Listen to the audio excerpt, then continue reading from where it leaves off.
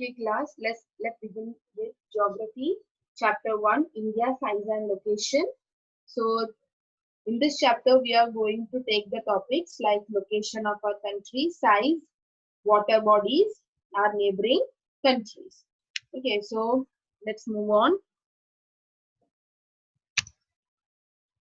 Location and size of India. India is lying entirely in the northern hemisphere, and the main land extends between latitude 8 degree 4 north to 37 degree 6 north and longitudes 68 degree 7 east to 97 degree 25 east. Can you see this in the picture? This is the latitudinal extent. 8 degree 4 north to 37 degree 6 north, and longitudinal extent 68 degree 7 east from from here till 97 degree 25 east. Okay, so this is our latitudinal and longitudinal extent of location. The landmass of India has an area of 3.28 million square kilometer. This is our size. Area of 3.28 million square kilometer, and from total geographical area of the world, India's total area is 2.4%. This is our total area of the total geographical area of the world. Tropic of Cancer, 23 degree 30 north, 23 degree 30 north, divides the country into almost two equal parts. Here you can see Tropic of Cancer. It is almost dividing the country into two equal parts. Yes. Now, to the southeast and southwest of the mainland lies Andaman Nicobar Island and Lakshadweep Island. Southwest and southeast, Arabian Sea, Lakshadweep Island, Bay of Bengal, Andaman Nicobar Island. Southeast and southwest, Andaman and Nicobar Islands and Lakshadweep Islands, Bay of Bengal and Arabian Sea respectively. Now, India has a land boundary of about 15,200 kilometers, land boundary, and coastline of the mainland including Andaman and Nicobar and Lakshadweep is 7,516.6 kilometers.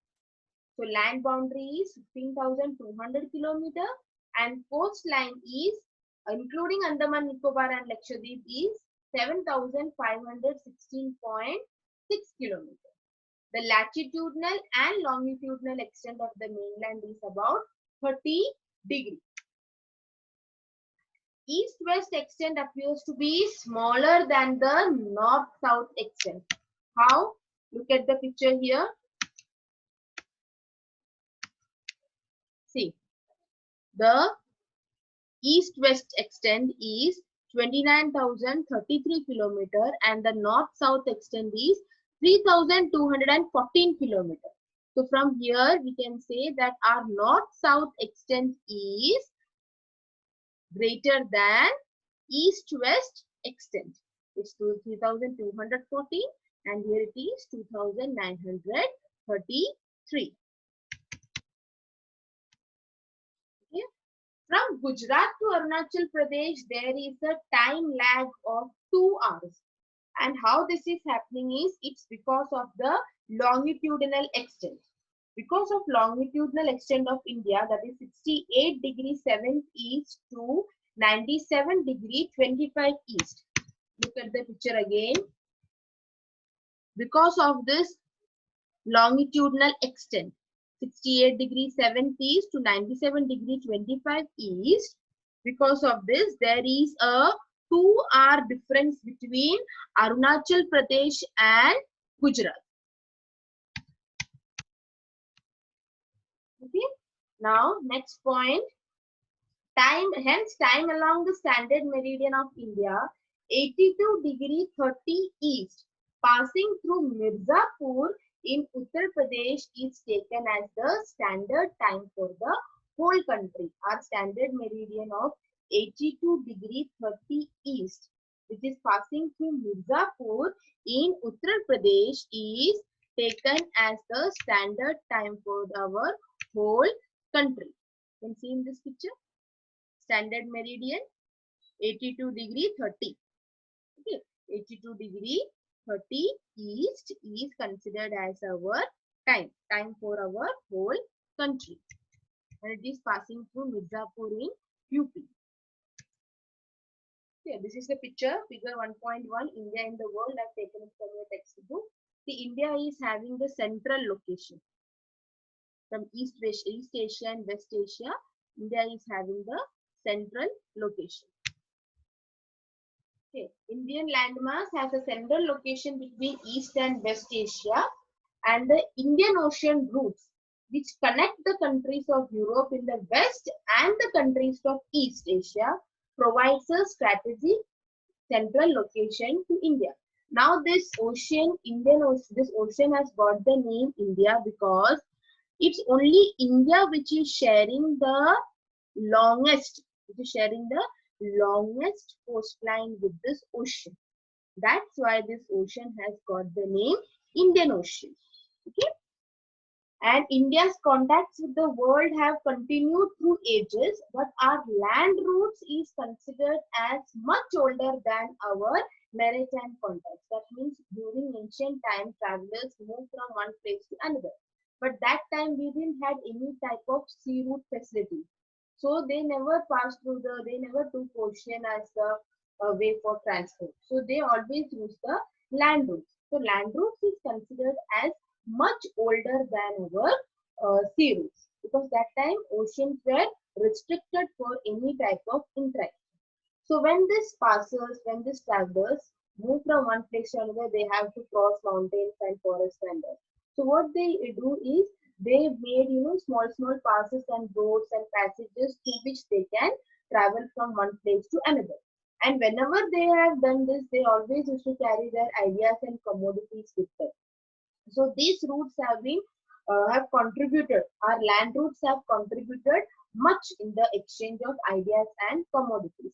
Whenever we move from one place to another, the merchants, the ancient travelers, they carry their ideas and commodities.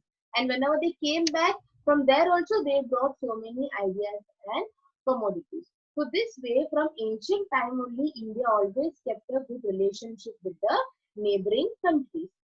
Spices, muslin, and many other merchandise were taken from India to different countries. Now this is a graph which I have taken from your textbook, figure 1.2.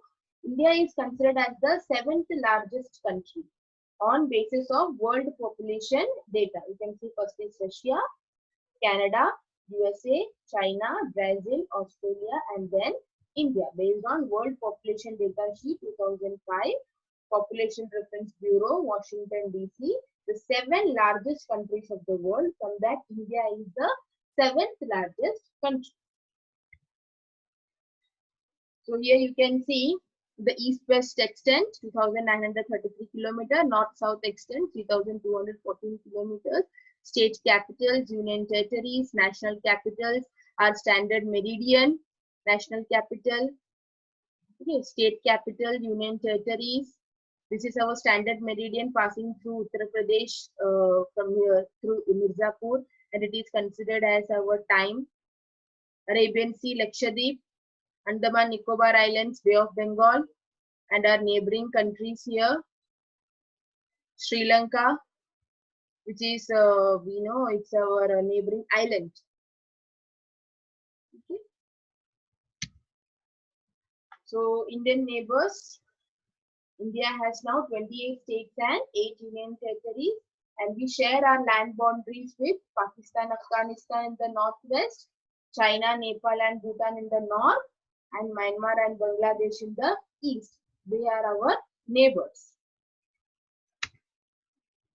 And our southern neighbors across the sea consist of 2 islands are there, Sri Lanka and Maldives. So Sri Lanka is separated from India by a very narrow channel of sea formed by the Perch Strait and the Gulf of Mannar.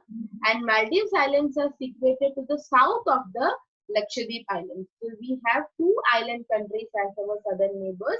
They are Sri Lanka and Maldives. And earlier, our southernmost point of Indian Union was Indira Point, but in the tsunami in 2004, it got submerged under the seawater. And Suez Canal, since the opening of Suez Canal in 1868, our distance from Europe has been reduced by 7,000 kilometers, and it has helped us in sea transport, Suez Canal. And before 1947, actually, we had two types of states. One were the provinces and the other were the princely states. Provinces were ruled directly by the British officials who were appointed by the Viceroy, and princely states were ruled by local hereditary rulers. And after 1947, after independence, all the states they came together, and we got our whole India, and we made the constitution, and that constitution is applicable to all the states in our country. Okay. This is India on International Highway of Trade and Commerce. This is the same picture which I have taken from your textbook. In this picture, you can see the air routes and sea routes, which is helping our country to keep a good relationship with our neighbor countries and the countries throughout the world. This is our International Highway of Trade and Commerce. Okay. So thank you. Thank you for watching. Have a nice day.